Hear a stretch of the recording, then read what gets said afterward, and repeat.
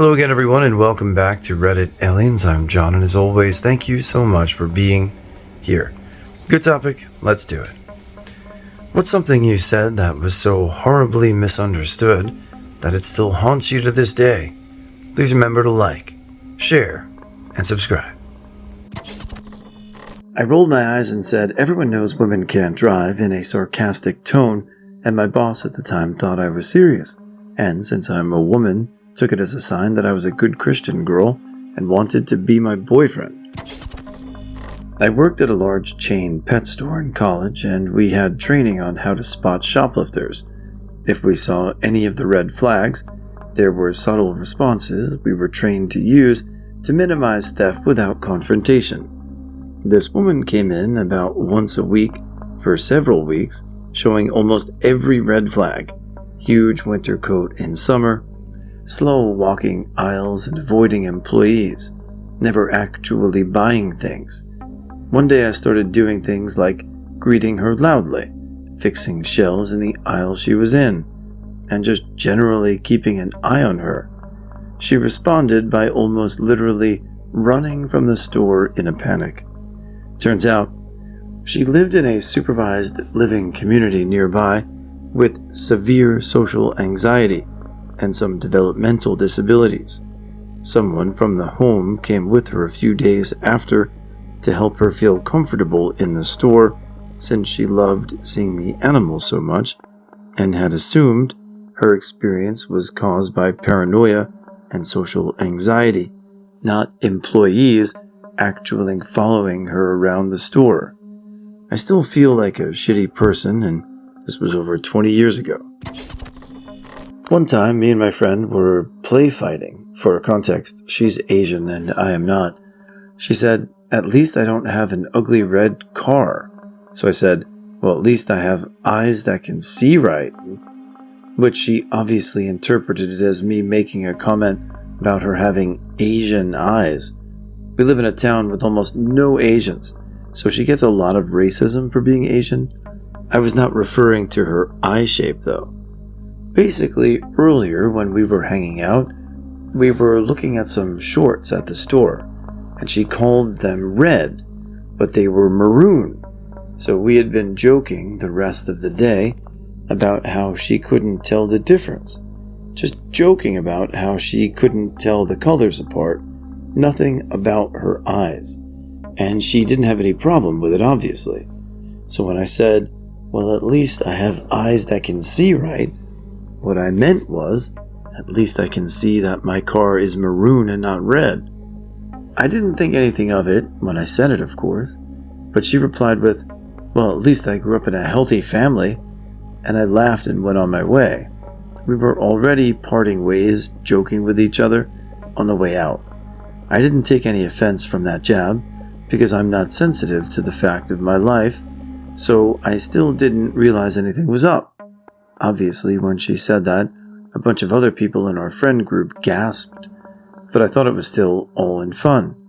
Until I heard her say, after I was a few steps away, "Well, if she's going to say something racist to me, I'm going to say something mean back to her," to the other girls in our group.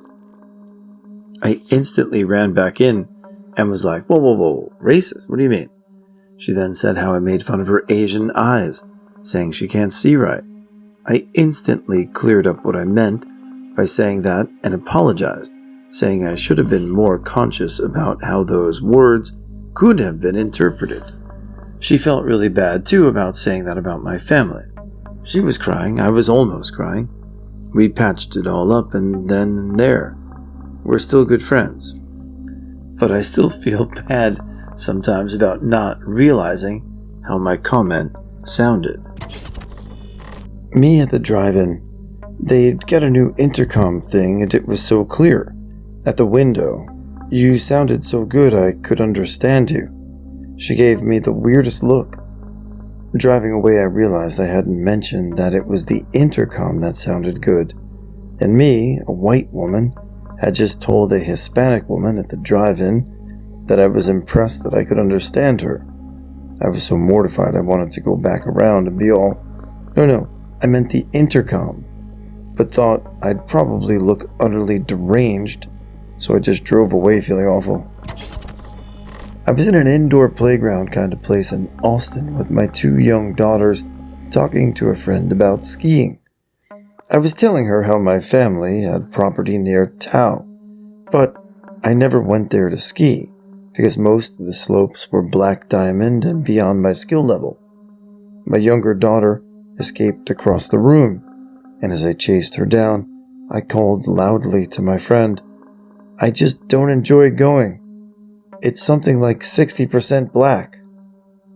Cue record scratch. It's been almost 30 years and I still wince at that memory.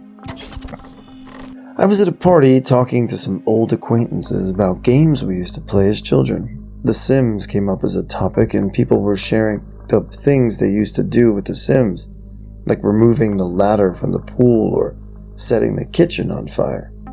I never used to do any of that, but I tried to make neighborhoods where you had at least one child in every family fathered by the mailman, or where you made step-siblings get together. This was way before I discovered porn or even had any concept of sexuality, so it was more based on jokes I'd heard and stuff. Anyway, I told the people at the party about this, and they all took it to mean I had some weird fetishes. I do have some fetishes, but these are not amongst them. Still feel embarrassed about it. I used to go to this one art supply store to buy stuff, and there was this one employee I used to talk to. I guess she must have seen me as a friend-ish. One day I asked how much some stuff cost, and she said, "For you, they're free." For the love of me, I don't know why I didn't just say thanks and leave it at that. Instead I said, "Why me?" Her mood immediately changed. I could tell she was deeply pissed. She wrapped the stuff, put a price tag on them, and forcibly handed them to me. It wasn't even my intention to buy them. I merely asked out of curiosity. I thought she would get over it soon, but oh boy, was I wrong. About 10 years later, I returned to that same store, and she was still very angry at me. I wish I could take that one moment back. I don't even know why I asked why me, but what I do know is that it wasn't my intention to offend her at all. I work at an emergency vet.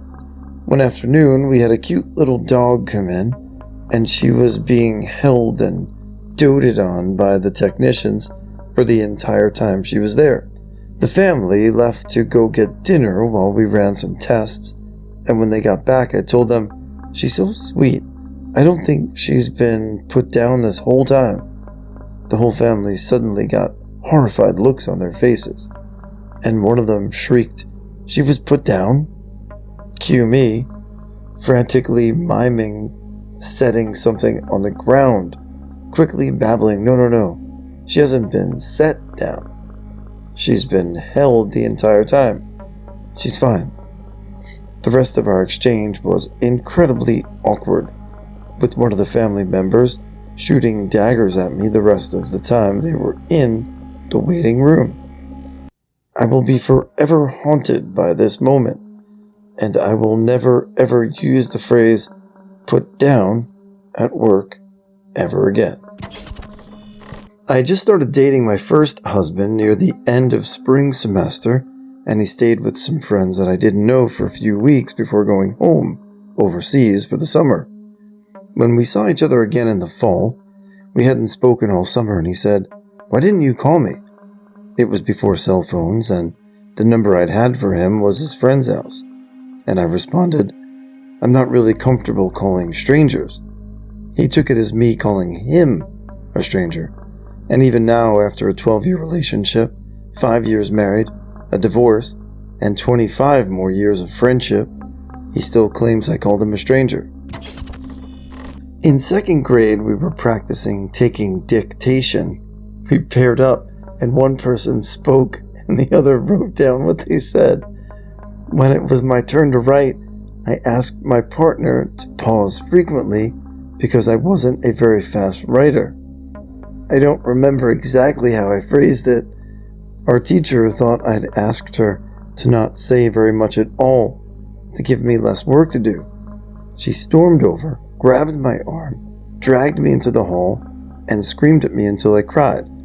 Then she made my partner stay in from recess with me so the teacher could sit and glare at me while I wrote down what she said. The teacher already hated me. For context, my parents didn't believe in ADHD, but it definitely believes in me. I went with a group of coworkers to go pick up Chick-fil-A for lunch. It was a full car of 5 people in a little hatchback, and I was seated in the driver's side rear seat. We go park at the curbside and wait for our orders, and 2 employees were carrying all of our bags and drinks. Because there was so much, I lowered my window and shouted, with no context beforehand, "I can take it in the rear." All my coworkers burst out laughing, and the employees looked horrified and stopped for a split second because they just heard those words from a tiny blonde woman before I guess they interpreted it correctly and proceeded to hand me the food and drinks as I blushed profusely and hid my face afterwards. I was the butt of many jokes until I moved on from that job. My first job out of college was an office gig, and I was the youngest one working there by 10 years. My team was awesome, and during the first week, I bonded with one of the girls who helped me with my training. At the end of my first week, while trying to express gratitude for her helping me out and taking care of me that week, I said, "You're like my work mom." As soon as it came out of my mouth, I regretted it. She's in her mid-30s and thriving and a lot of fun. Fish head, if you know, you know. And I'm sure it rubbed her the wrong way because it came across as me putting her in the same age category as my mom. She just off turned her swivel chair away and looked back at her computer. So glad it was the weekend, and by Monday everything was fine, but I was mortified after. Definitely learned a lesson there. Years ago, if I had to work late, it would mean walking alone half a mile in the dark. So on those nights, I would go to the hotel he was a chef at and sit at the bar till he got off work. I mainly kept to myself, chatted with the bartender. Sometimes guests eating there would chat with me. I wouldn't say I was the chef's wife, because I didn't want to get him in trouble. Well, one night these 2 drunks keep talking to me, and it comes up that I'm not from there, and moved for my husband to take a job. I go to say, we wanted to spread our wings, but apparently also we wanted to stretch our legs. So what came out was, we wanted to spread our legs. These guys did not drop it all night long, and I couldn't even leave. The bartender eventually clued them in that my husband is the person making their food, so they should chill. When I was 8, I was staying with an older relative and her son in Nevada. She showed me a video of her on an amusement park ride that was simulating the experience of an earthquake. I'd never been or experienced in an earthquake, as I was an East Coaster, but the ride on VHS looked like a storm. One day, a dust storm came out of nowhere. Apparently, they are common in Nevada, and it was the wind and rain mixed with sand and lightning looked similar to the ride I saw on the VHS tape. So I exclaimed in my very naive way, "Whoa, this is just like the earthquake ride." My relative didn't hear me say ride. She looked at me and said, "How is this like an earthquake?" And then she turned to her son and, annoyed, sucked her teeth and said, "Stupid." He laughed. I wanted the earth to open up and swallow me up and spit me back up home on the East Coast. At that time, I didn't have the words to clarify and say I was trying to say it was similar to what I saw in the movie. I would get tongue-tied when embarrassed, so I'd normally clam up. But I was convinced my relative thought I was stupid from then on out. Up until then, I thought she was the coolest. Turned out, she was another adult who didn't really care about my kid feelings. That always haunts me, because maybe I wouldn't have felt like such a dunce. And I think it haunts me because why speak to a child with such vitriol? My friend's husband hit on me while she was out of the room. He said he would like to get together with me anytime. I was seriously shook, speechless. She came back into the living room before I could say anything. I left shortly thereafter and went home feeling sick. I was trying to figure out what I should do. To stop visiting them, or should I tell her? I decided to talk to one of our other friends to get some advice from her. I told her what happened, and then I said, I don't know what to do. She immediately started yelling at me, telling me I was a horrible and a shitty friend. I hadn't had the chance to tell her what my options were that I came up with. She just figured I was contemplating the offer. I hung up the phone, and we've never spoken of it again. I was shocked that she would think I would do that. The couple did end up divorced a few years later. I never did tell her what he said, and I never spoke to him after that evening. At work, oil business, I was introduced to a new employee who was a young woman of color in a hijab. For our part of the country, it was very unusual for someone to wear a hijab, and it's likely most people who were born and raised locally had never met a Muslim that they knew of, nor spoken to someone wearing a hijab. I greeted her, welcomed her to town, shook hands and asked, "Where are you from?" She responded, "From America. I'm American."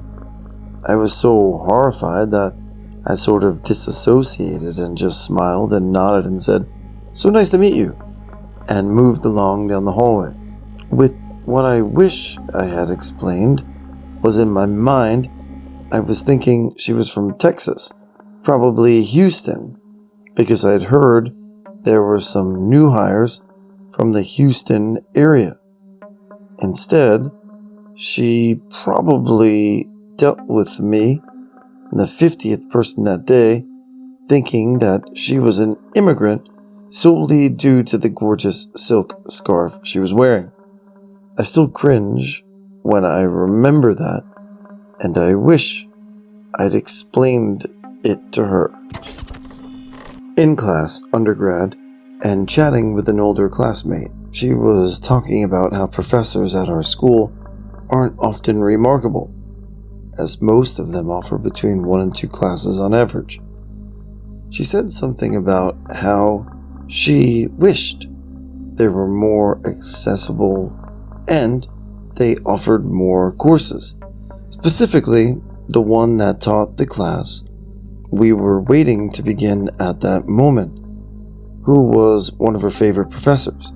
My big stupid mouth goes in the hopes of conveying that I'd love to build strong professional connections, like for recommendations and such. Responds, "I know, like, come on, prof, I just want a relationship with you."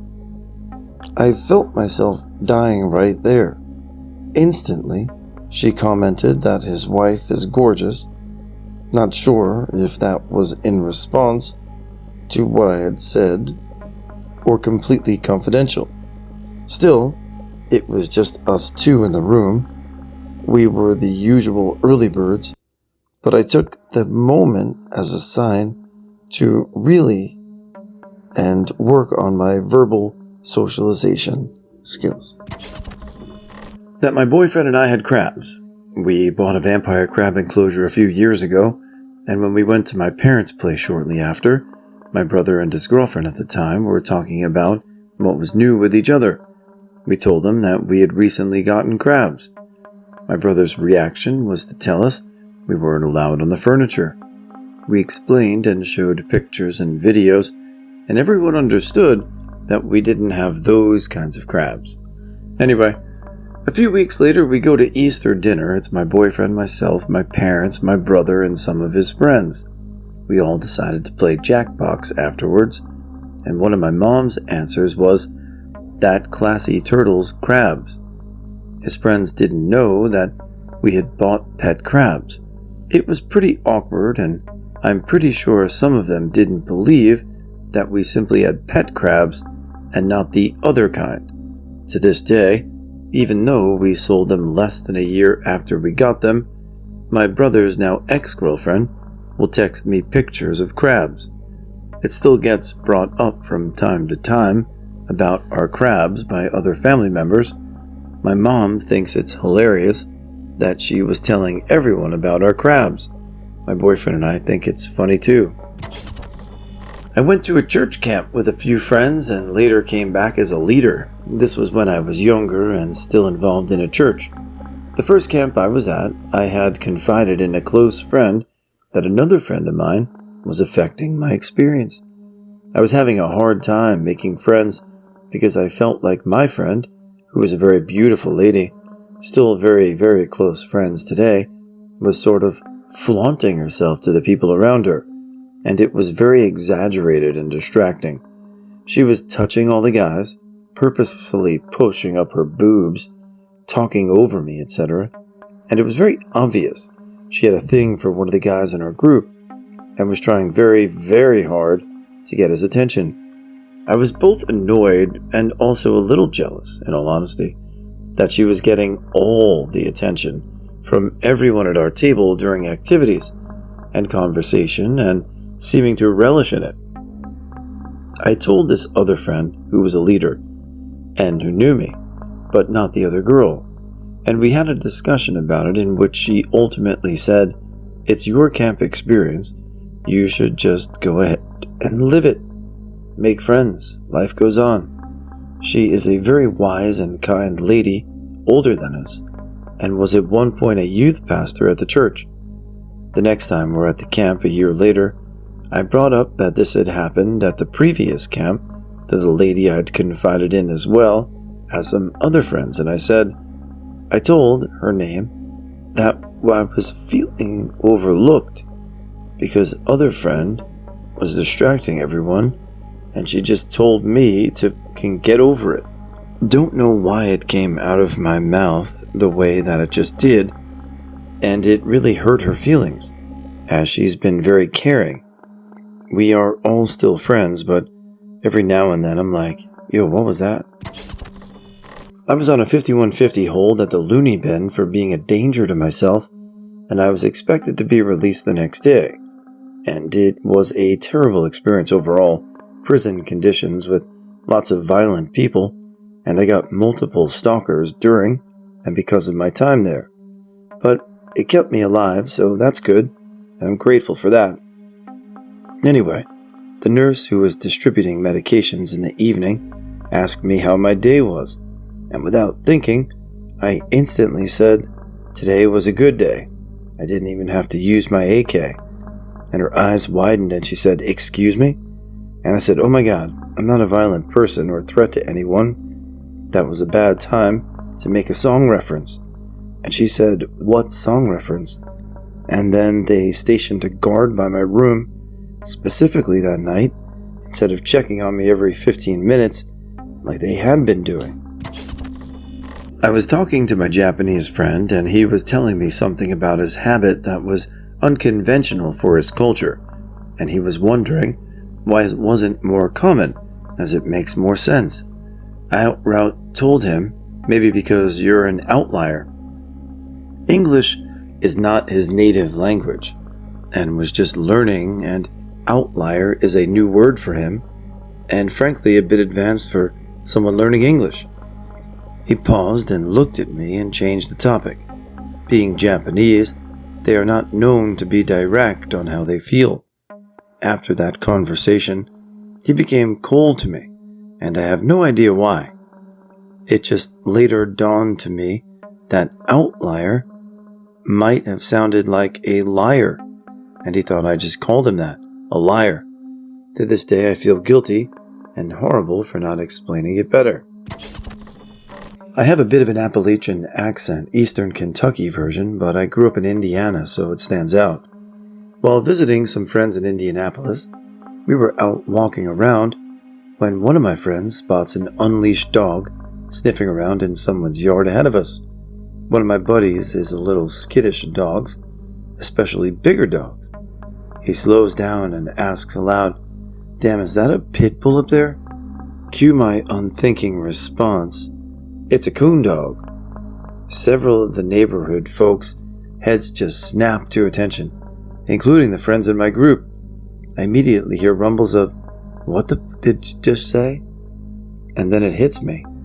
I'm a lily-white chick with a southern accent in the city, and I think that while I was trying to imply that's a hound used for hunting raccoons, that's not what everyone here in Indy heard.